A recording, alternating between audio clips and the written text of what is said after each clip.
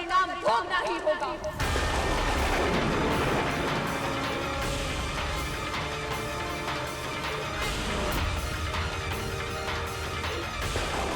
मैं हिम्मत कन्या पार्वती अपने संपूर्ण तप के बल का आह्वान करके आपको श्राप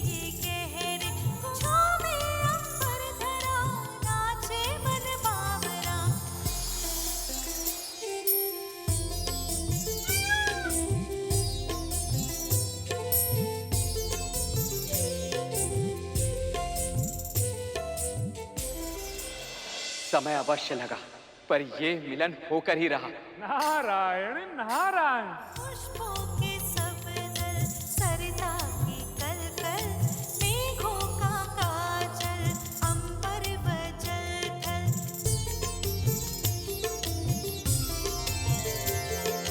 पुष्पों के सब दल, सरिता की कलकल, मेघों का काजल, अंबर व जल थल। तारे सुनहरे अलहड़। देखिए तो देवराज, वृक्ष और वनस्पतियां सभी छूटते हुए माँ पार्वती और महादेव का अभिवादन कर रहे हैं। मोर, कोयल, सभी पशु पक्षी ऐसे चहक रहे हैं कि जैसे मानो पूरे संसार को उनके मिलन की शुभ सूचना दे रहे हैं। आपकी तपस्या सफल हुई देवी। हमारा मिलन विधि का विधान था और आपके कर्मों से ऐसा संभव हो सका।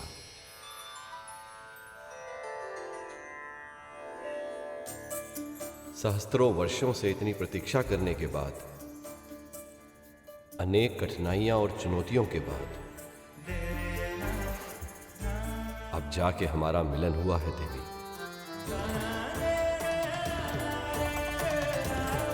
आइए इसे आगे बढ़ाएं। चलिए विवाह रचाएं।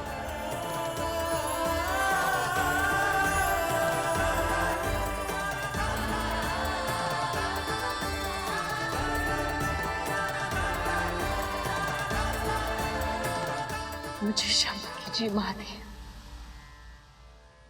पर मैं ये विवाह नहीं कर सकती।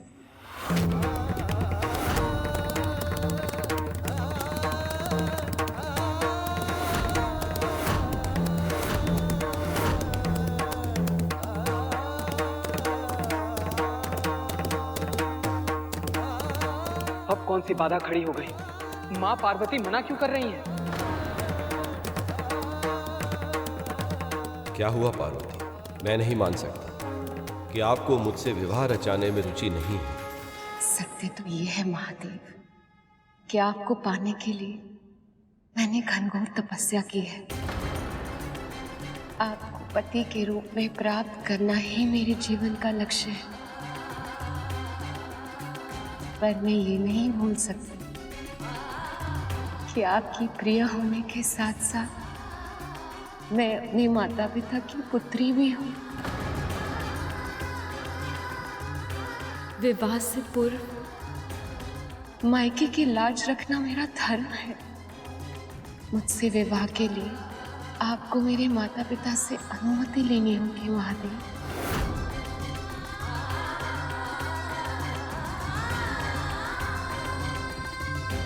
मेरे माता पिता से मेरा हाथ मांगना होगा आपको।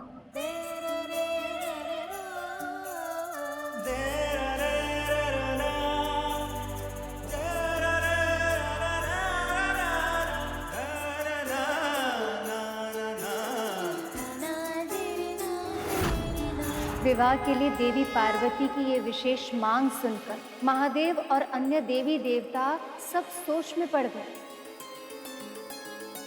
परंपरा के अनुसार कन्या के पिता से वर के माता पिता हाथ मांगने जाते हैं, पर महादेव वो तो स्वयंभू है, अनादि अंतहीन। ना तो कोई उनकी माता है, ना पिता, ना कुल, ना गोत्र, ना परिवार। वो तो इन सब से परे है, इन सब से पूर्व है वो, अजन्मे, आदि योगी। ऐसे में किसी को समझ नहीं आ रहा कि महादेव की ओर से महाराज हिमवंत के पास विवाह का प्रस्ताव लेकर कौन जाएगा। और तब महादेव ने गुरु वशिष्ठ और उनकी पत्नी देवी अरुंधति का आवाहन किया। हे ऋषियों में अग्रगण महर्षि वशिष्ठ, देवी अरुंधति, हम सब आपके दर्शन के प्रार्थी हैं। कृपया हमारी विनती स्वीकार करें।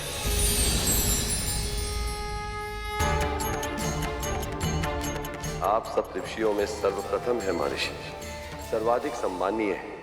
त्रेता युग में जब मेरे आराध्य श्री राम जन्म लेंगे तो आप उनके भी गुरु बनेंगे।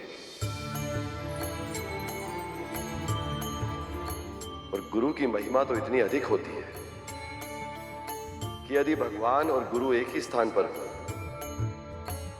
तो गुरु का वंदन भगवान से भी पहले किया जाता है। इसीलिए जिस महत्वपूर्ण दायित्व को निभाने का निवेदन करने के लिए मैंने आपका आह्वान किया है, उसके लिए आपसे अधिक उपयुक्त इस ब्रह्मांड में और कोई नहीं है। महर्षि, देवी, आप दोनों से अनुरोध है, यदि आप महाराज हिमवंत के पास उनकी कन्या पार्वती के लिए मेरे विवाह का प्रस्ताव लेकर जाना स्वीकार करें तो आप दोनों का बहुत उपकार होगा। उपकार? उपकार का तो प्रश्न ही नहीं उठता महादेव। ये तो हमारे लिए सम्मान और गौरव की बात है। हम प्रस्ताव लेके अवश्य जाएंगे।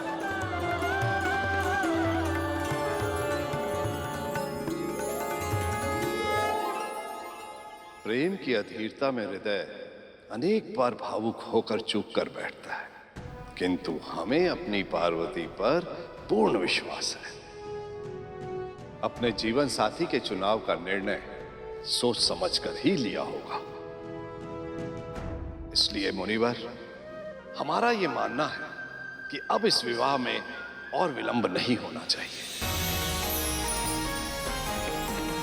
आप शीघ्र ही शिवजी की बारात लेकर आइए ताकि हम अपनी पुत्री का कन्यादान करके धन्य हो जाएं। अब शीघ्र ही मेरा मिलन मेरे स्वामी महादेव के संग हो जाएगा और हम सदा सदा के लिए एक हो जाएंगे। महादेव, ब्रह्मदेव, नारायण और सभी देवता, आप सबको बहुत बहुत बधाई। अब शीघ्र ही ये विवाह संपन्न होगा और फिर उसका जन्म होगा जो इस सृष्टि का उद्धार करेगा।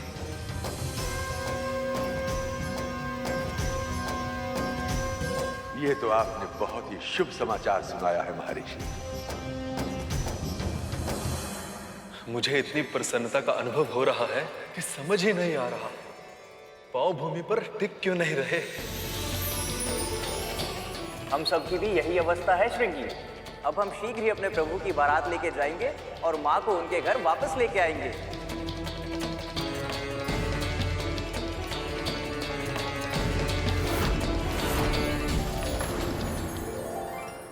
महर्षि, इस प्रसन्नता के अवसर पर आपके मस्तिष्क पर चिंता की रेखा। महादेव, यदि मेरे वश में होता मैं ये बात कदापि न कहता। क्या बात है? प्रसन्नता का यह अवसर संकट के बादल साथ लेकर आया।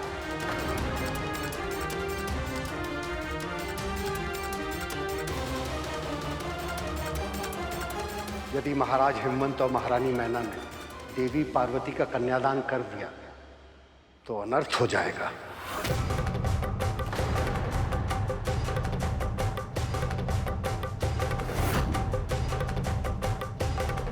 पर महर्षि, आप ऐसा क्यों कह रहे हैं? क्योंकि कन्यादान के पुण्य प्रताप से महाराज और महारानी को अविलंब मोक्ष प्राप्त हो जाएगा।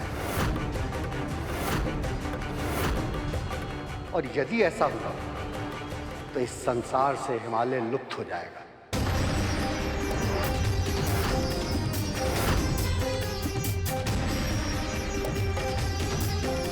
वो हिमालय जो सारी सृष्टि की तप भूमि है, जिसकी घाटियों में, जिसकी कंदराओं में, जिसकी हिम से सजी चोटियों पर हम ऋषि मुनि आश्रय पाते हैं। यदि वही हिमालय लुप्त हो गया तो हम ऋषि मुनि साधना कहां करेंगे महादेव?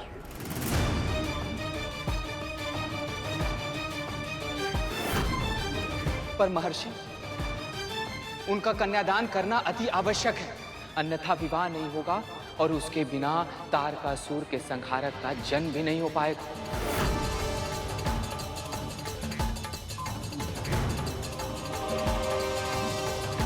यदि कन्यादान करते समय कन्या के माता पिता के मन में संशय आ जाए तो उन्हें पूर्ण लाभ नहीं प्राप्त होगा।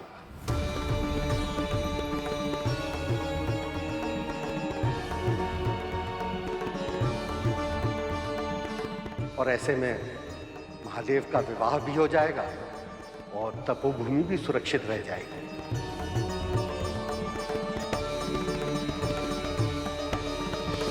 पर ये संशय उनके मन में आएगा कैसे महर्षि?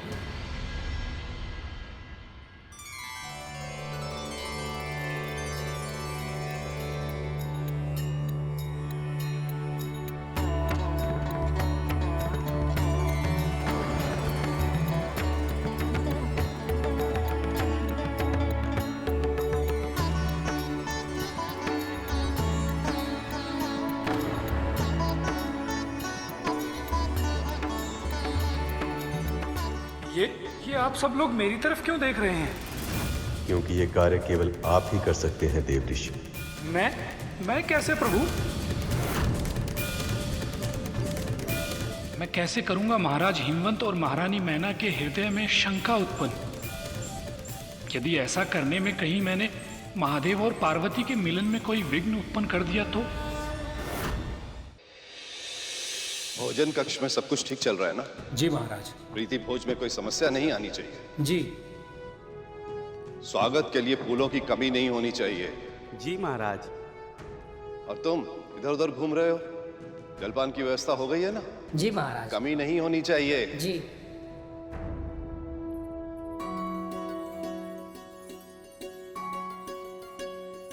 संसार के सबसे उत्तम श्रेणी के रेशमी वस्त्र और आभूषणों को तैयार रखो। और हाँ, केवल दामाद जी को ही नहीं, बारात में जितने जन आएंगे सभी को उपहार देना है हमें। शीघ्र करो, समय निकला जा रहा है।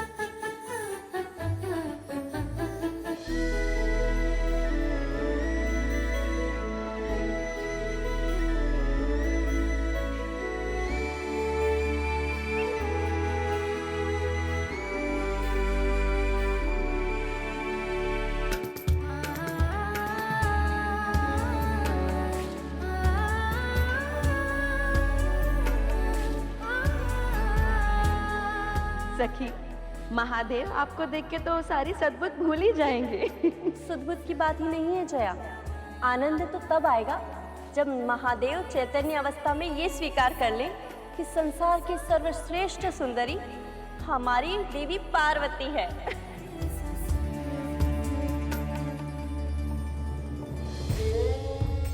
ये सुंदरता तो उनके प्रेम की है। सत्य तो ये है कि मेरे शिव ही सबसे सुंदर हैं। इसे विश्राम स्थल पर ले जाइए। नारायण नारायण। अरे देवऋषि नारद जी। पधारिए देवऋषि, आपका बहुत बहुत स्वागत है। आप ही के कारण ये संबंध हो पा रहा है, वरना मेरी पुत्री उस योगी की तपस्या क्यों करती? और तपस्या ना करती तो अपने प्रेम तक, अपने पति तक पहुंचने का मार्ग कैसे मिलता उसे? सत्य देवऋषि, आपकी इस कृपा से धन्य हो गए हैं हम। नारायण नारायण। वैसे ये बात तो सत्य कही देवी आपने। भला इस संसार में शिव के समान दिव्य और कौन हो सकता है? आप दोनों जब शिव को देखेंगे तभी ये जान पाएंगे कि आपका दामाद कैसा है। ये देवऋषि नारद के कहने का आशय क्या है? नारायण नारायण।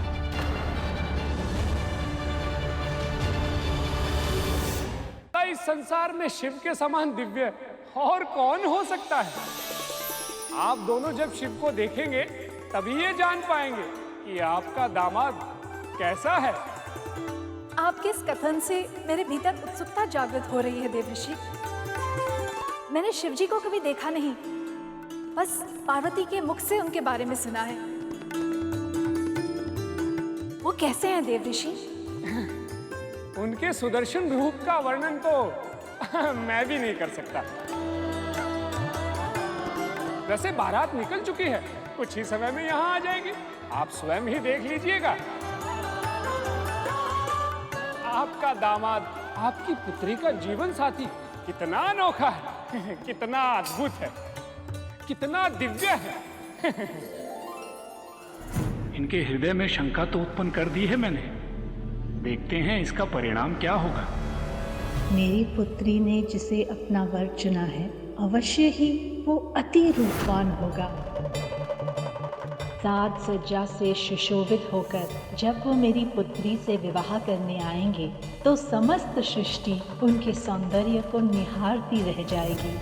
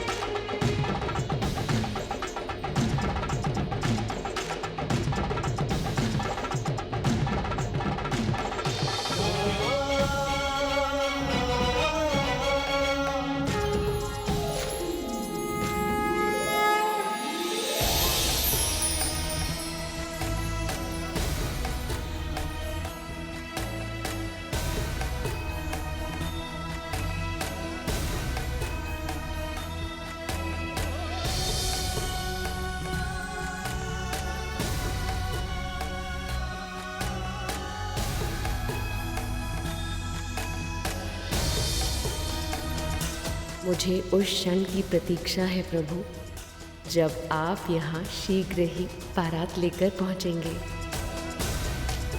मैं भी उस क्षण की प्रतीक्षा आतुरता से कर रहा हूँ प्रिय, जब हम सदा सदा के लिए एक हो जाएंगे। आप दोनों जब शिव को देखेंगे तभी ये जान पाएंगे कि आपका दामाद कैसा है। महर्षि नारद के वैसे कहने का क्या आशय था? मैंने तो शिव को कभी नहीं देखा। क्या वो हमारी पुत्री के लिए एक योग्य वर हैं?